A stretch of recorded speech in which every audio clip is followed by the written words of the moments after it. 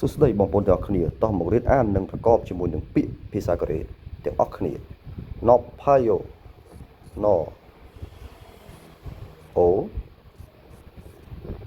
Nop Pa Yo ប្រែថាខ្ពស់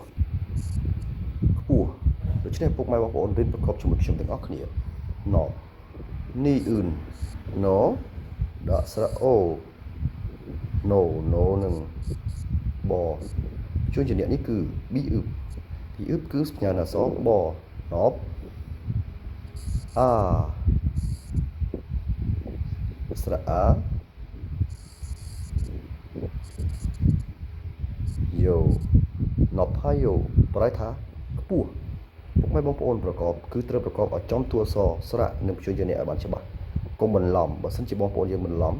គឺយើងអត់ងាយចាំទេអ្នកដែលគេបន្លំបាន